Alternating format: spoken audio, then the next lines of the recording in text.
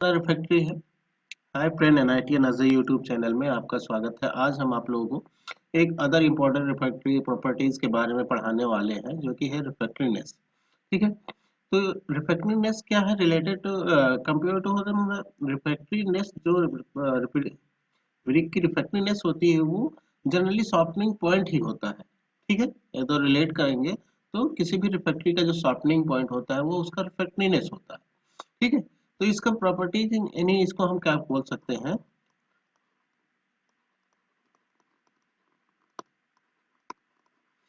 रिफ्रैक्टिवनेस is equal to softening point.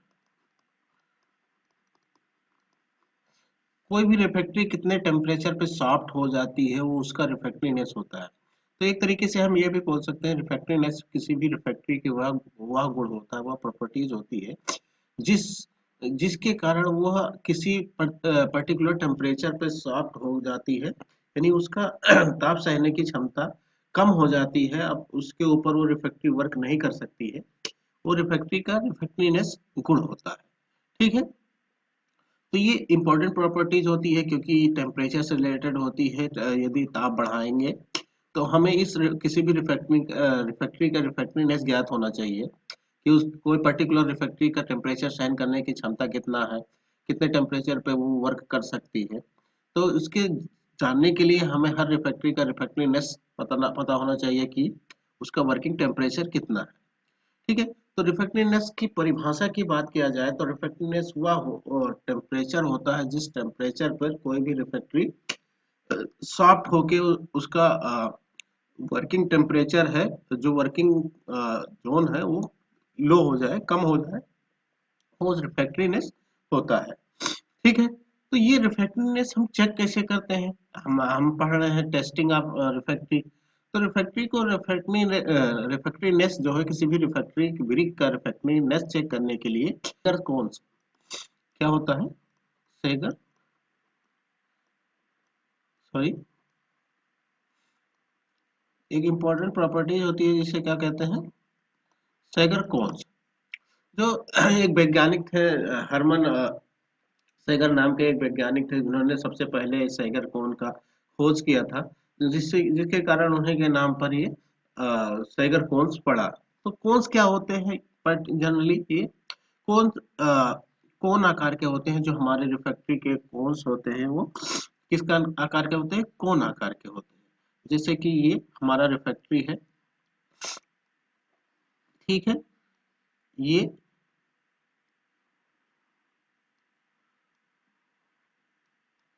ये कोन आकार के होते हैं। ठीक है,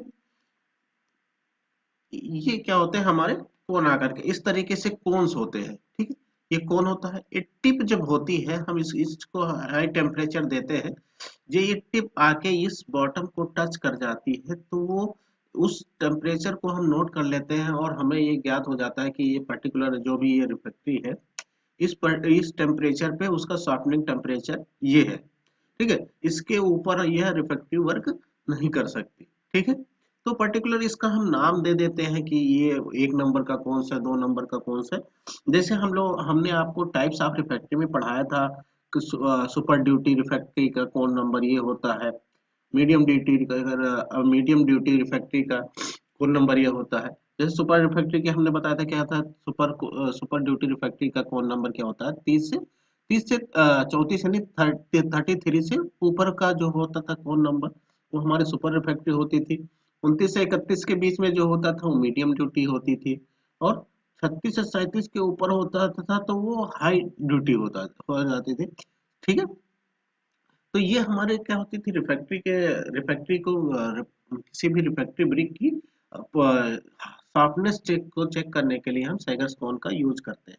ठीक है, तो इसको अब हम पढ़ेंगे कि बनाया कैसे जाता है। हमारा जो रिफ्रैक्ट्री है उसको बनाया कैसे जाता है, जैसे कि आज नेक्स्ट उसमें स्लाइड में आपको दिखाएंगे कि सैगर कौन किस तरीके से होता है।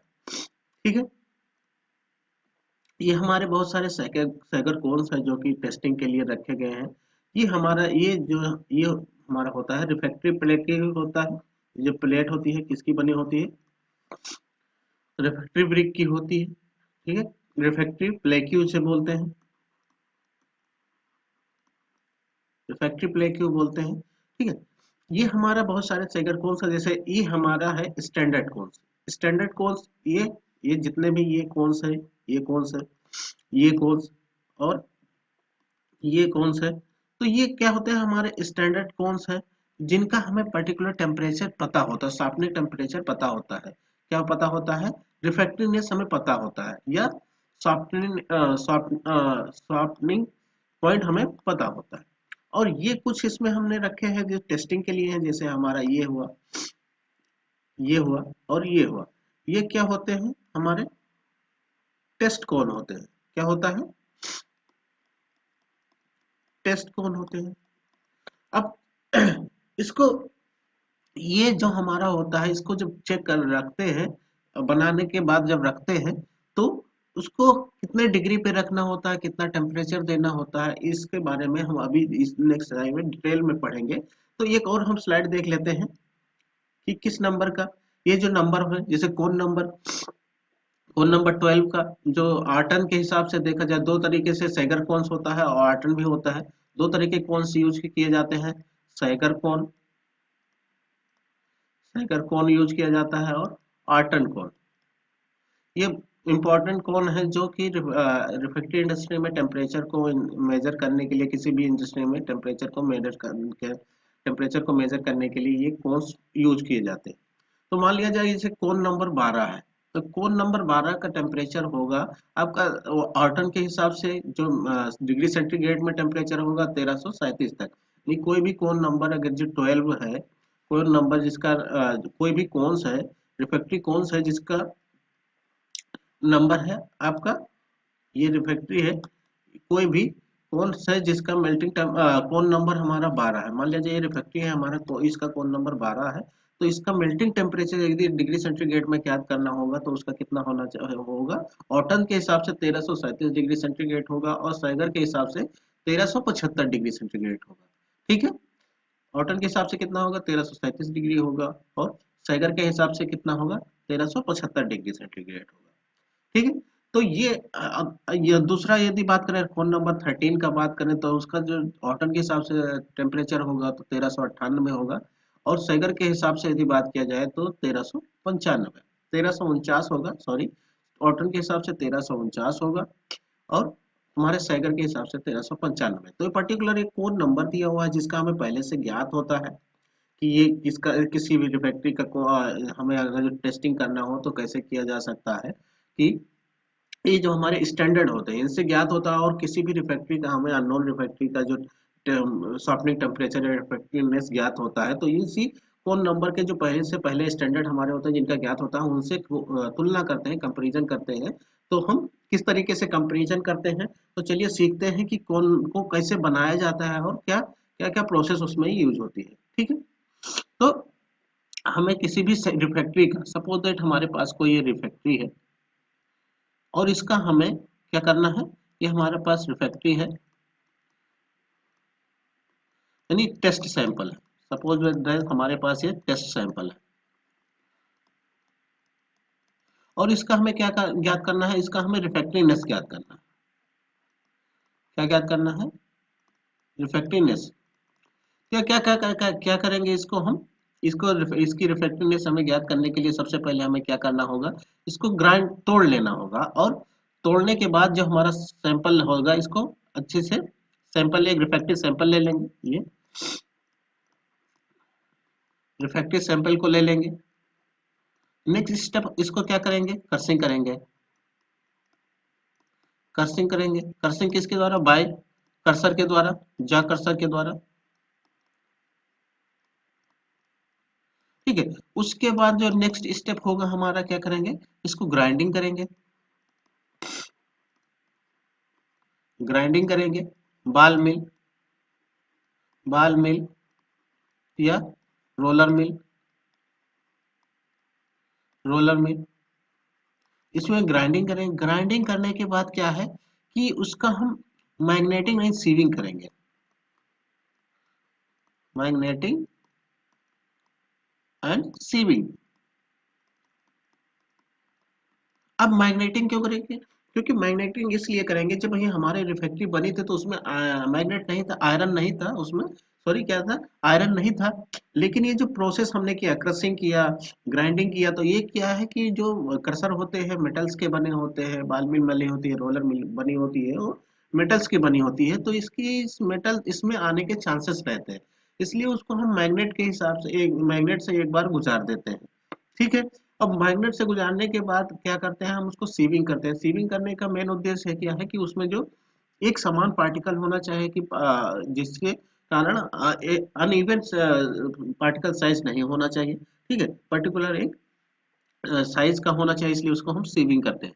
सीविंग करने के बाद क्या करते हैं, हम शेपिंग करते हैं। क्या करते हैं, शेपिंग करते हैं। शेपिंग के लिए क्या होता है, हमारे पास मोल्ड होता है। मोल्ड हमारा मेटल का भी होता है, और मेटल एंड जो प्रीफर किया जाता है वो ब्रास का मोल्ड प्रीफर किया जाता है, जिसको ज्यादा यूज में लिया जाता है वो क्या है, ब्रास का मोल्ड होता है। इसमें क्या करते हैं, मोल्ड में रखने के बाद उसको हम हाई प्रेसिंग से इसको हम बना दिया जाता है। और ये किस मोल्ड हमारा किस टाइप का होता है, वो कोन टाइप का होता है, ट्रायंगुलर टाइप का होता है। किस टाइप का होता है, ट्रायंगुलर टाइप का होता है, तभी तो हमारा इस आकार का रिफ्रैक्टरी बन जा पाएगा। जैसे ये बात करें, ये जो हम इस आकार की रिफ्रैक्टरी बनानी है, ऐसे इस कोन आकार का ट्रायंगुलर आकार की रिफ्रैक्टरी बनानी है, तो इसी के द्वारा हम बना पाएंगे। तो इसका जब साइज की बात किया जाएगी कि उसका साइज क्या होना चाहिए, हाइट क्या होना चाहिए, बेस क्या होना चाहिए, तो इसकी जो हाइट होना चाहिए, वो जो इसका बेस की हम बात करें, सॉरी बेस की बात करते हैं, तो उसका बेस होना चाहिए। उसकी बेस की यदि हम बात करें, तो उसका बेस क्या होना चाहिए, यदि हम इस कोन की बेस की बात करें तो इसका बेस होना चाहिए 19 mm। कितना, 19 mm का होना चाहिए। और हाइट की बात करें तो ये कितना होना चाहिए, 38 mm। ये जो हाइट है हमारी, यहाँ से यहाँ तक की जो हाइट है, और ये जो हमारा बेस है, ठीक है, ये जो बेस है हमारा 19 mm का होना चाहिए, हाइट हमारी 38 mm का होना चाहिए। तो इसको इतना लाने के लिए तो हमें जब मोल्ड में जब प्रेसिंग करते हैं, तो जो हाइट होता है वो, और ये जो बेस का जो इनिशियल साइज होता है वो ज्यादा रखते हैं, क्योंकि ड्राई करने के बाद उसका श्रिंकेज होगा, फायरिंग करने के बाद श्रिंकेज होगा। तो मोल्ड में थोड़ा इससे बड़ा साइज बनेगा, और फायरिंग करने के बाद हमें इस साइज का मिलना चाहिए हमारा। ठीक है। तो शेपिंग करने के बाद, शेपिंग हमने मोल्ड में कर दिया, ट्रायंगुलर शेप का इस आकार का कर दिया। उसके बाद उसको जो मोल्ड यूज करते हैं तो क्या कर, मेटल या ब्रास का। ब्रास का सबसे अच्छा होता है, इसलिए सबसे ज्यादा इसी को प्रीफर किया जाता है, ज्यादा यूज किया जाता है। ठीक है। शेपिंग करने के बाद क्या होगा, ड्राइंग होगा। ड्राइंग के लिए ओवन ड्राइंग होगा या ओपन ड्रायर में यूज किया जाएगा। ठीक है। उसके बाद आपका हो जाएगा फायरिंग। फायरिंग करने के लिए क्या, भट्टी में फायर कर देते हैं। कितने टेम्परेचर पर, लगभग 1000 डिग्री सेंटीग्रेड पर रख लिया कर दिया जाता है, जिससे उसमें कुछ स्ट्रेंथ आ जाए, एक स्थान से दूसरे स्थान पे ले जाने के लिए उसमें कुछ स्ट्रेंथ आ जाए। तो ये क्या होगा, इस प्रोसेस के द्वारा हमने क्या किया, जिस भी हमें रिफ्रैक्टिव मटेरियल का हमें क्या रिफ्रैक्टिवनेस ज्ञात करना है, कोई भी रिफ्रैक्टिव मटेरियल है उसका रिफ्रैक्टिवनेस ज्ञात करना है, तो उसके लिए इस प्रोसेस के द्वारा हम इस आकार का एक सैंपल बना लेते हैं। सैंपल बनाने के बाद हम क्या करते हैं, हमारे पास सैंपल रेडी हो गया। उसके बाद क्या करते हैं कि ये हमारे पास ये जो अननोन सैंपल होगा, जिस टेस्टिंग सैंपल होगा, हमारे पास दो तरीके के सैंपल होंगे। तो सैंपल किस तरीके से होगा, एक एक होगा हमारा, ये मान लिया जाए दो तरीके से हमारे सैंपल है। ठीक है। ये हमारा सैंपल है, एक है रिफ्रैक्टिव सैंपल है, दो तरीके के हमारे ये।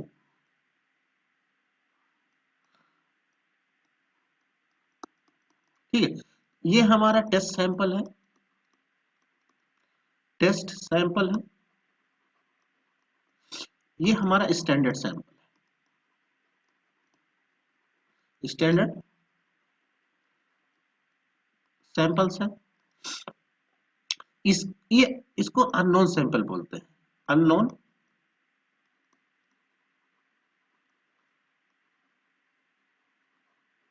सैंपल। इससे बोलते हैं नॉन सैंपल।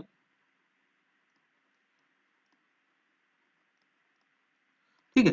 ये नॉन होगा, ये अननोन होगा। नोन मतलब क्या है, इसका हमें मेल्टिंग सॉफ्टनिंग टेम्परेचर पता होगा। नॉन सैंपल मतलब क्या है, इसका हमें क्या पता होगा, सॉफ्टनिंग टेम्परेचर पता होगा। सॉफ्टनिंग टेम्परेचर नोन होगा, इसका सॉफ्टनिंग टेम्परेचर नोन होगा। सॉफ्टनिंग मतलब क्या है, सॉफ्टनिंग मतलब रिफ्रैक्टिवनेस। ठीक है, ये दो तरीके से हमारे पास सैंपल होगा। ये तो इसको हमने अपने द्वारा बनाया, जिस रिफ्रैक्ट्री का हमें रिफ्रैक्टिवनेस ज्ञात करना होगा या सॉफ्टनिंग टेम्परेचर ज्ञात करना होगा, तो इसको हमने बनाया है, हमने लैब में अपने द्वारा बनाया है और इसको हमने मार्केट से लिया है, या जो पहले हमने बना लिया जिसका हमें क्या है, सॉफ्टनिंग टेम्परेचर और रिफ्रैक्टिवनेस हमें ज्ञात है। अब इन दोनों की तुलना करेंगे। दोनों को तुलना करने के लिए हमने क्या करते हैं, ये जो स्लाइड है आपको, इसको देखते हैं फिर से। ये अब ये हमारा टेस्ट सैंपल जो हमने बनाया है, ये कि हमारा टेस्ट सैंपल है, ये है, और ये है हमारा टेस्ट सैंपल है। तो टेस्ट सैंपल और जो स्टैंडर्ड सैंपल है उनको साथ साथ में रख दिया जाता है। रखने का जो तरीका होता है ये इस तरीके से होती है। ये हमारी जो एक प्लेट होती है, रिफ्रैक्टिव प्लेट ही होती है, ये रिफ्रैक्टिव हाई टेम्परेचर को सहन करने वाली रिफ्रैक्टिव मटेरियल का बनाया जाता है। एक प्लेट होती है और प्लेट के ऊपर इन सारे स्टैंडर्ड कोन और टेस्ट कोन्स को रखा जाता है। रखने का तरीका क्या है कि उसको थोड़ा, जो हमारा सैंपल्स है उसको थोड़ा 82 डिग्री पे थोड़ा सा एकदम 90 डिग्री पे ना रखकर थोड़ा सा बेंड करके रखते हैं। जिसे देख सकते हैं यहाँ पर जो ये है। अब ये अगर जो सीधे वर्टिकली रखेंगे तो ये 90 डिग्री पे बनेगा, लेकिन ये हमारा है 82 डिग्री पे। ठीक है, ये रखने का तरीका क्या है, 82 डिग्री है। ठीक है, अब ये सैंपल सैंपल को इसी तरीके रख दिया जाता है। इस रिफ्रैक्ट्री पर इस सैंपल को रखने के लिए नीचे क्या है, गम का यूज किया जाता है, ग्लू का बाइंडिंग मटेरियल का यूज किया जाता है। ऐसे बाइंडिंग मटेरियल का यूज किया जाता है जो इस प्लेट से और इस सैंपल के बीच रिएक्शन ना करे। तो इसके बीच हम क्या कर सकते हैं, ग्लू का यूज करते हैं। ठीक है, ग्लू का यूज करते हैं।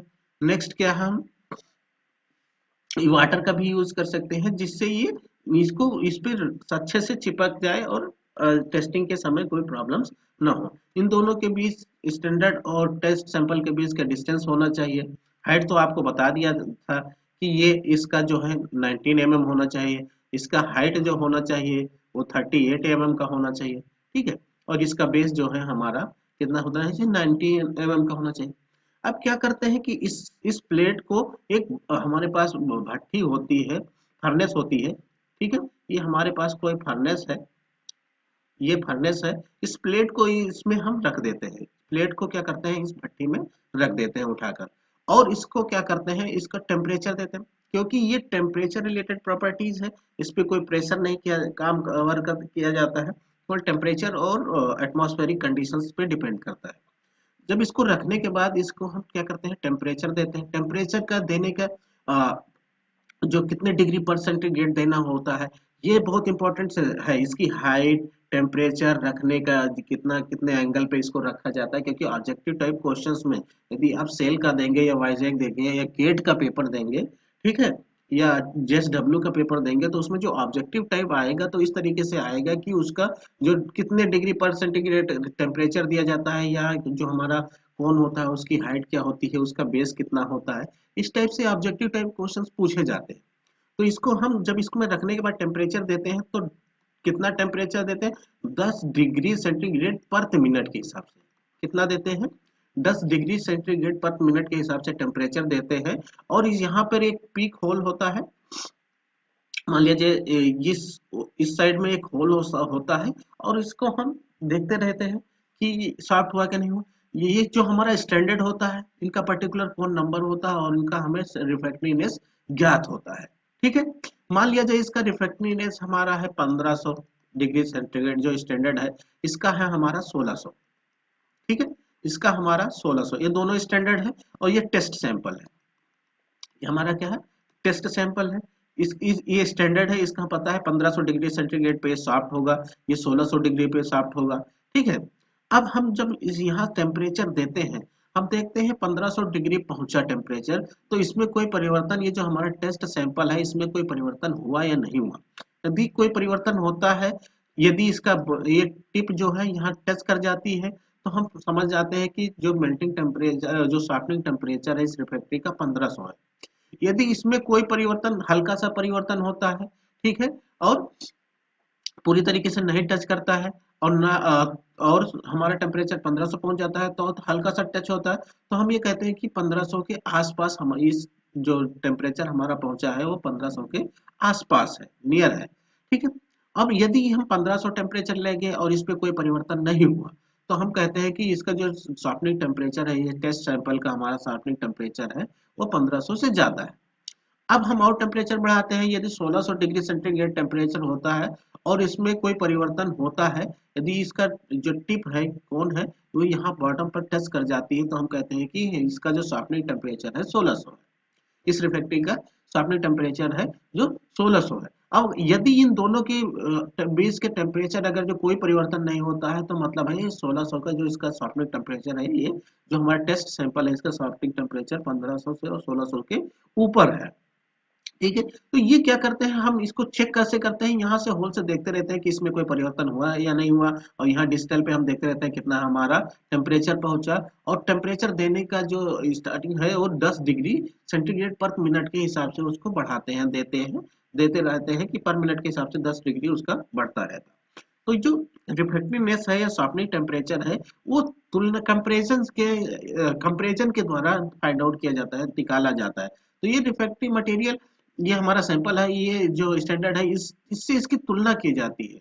यदि इसके साथ ही ये बेंड हो जाता है, तो मतलब इसका मेल्टिंग टेम्परेचर यदि नहीं, शॉर्पनिंग टेम्परेचर यदि 1500 होगा, तो इसका भी जो हमारा पता नहीं है, जो अननोन सैंपल है, उसका भी शॉर्पनिंग टेम्परेचर हमारा कितना होगा, 1500 होगा। यदि ये सॉफ्ट हो जाता है, बेंड हो जाता है और इस पे कोई परिवर्तन नहीं होता है, मतलब इसका शॉर्पनिंग टेम्परेचर 1500 से ऊपर है, ठीक है। तो इस तरीके से तुलना करने के बाद, तुलना करने पर शॉर्पनिंग टेम्परेचर ज्ञात होता है। तो हाँ, आई होप दैट आप लोगों को समझ में आया होगा कि रिफ्रैक्टिवनेस क्या होता है। एक बार और हम परिभाषा की बात कर लेते हैं। रिफ्रैक्टिवनेस वह होता है जो स्वयं अपने वेट के अनुसार टेम्परेचर देने पर सॉफ्ट हो जाए या बेंड हो जाए, वो उसका रिफ्रैक्टिवनेस होता है या शॉर्पनिंग टेम्परेचर होता है। थ्योरेटिकली रूप में तो ये संभव है कि वहां पर प्रेशर ना दिया जाए, लोड नहीं दिया जाए, लेकिन जो प्रैक्टिकली रूप से है, ऐसी जगह रिफ्रैक्टिव यूज ही नहीं किया जाता है जहां पर लोड ना हो।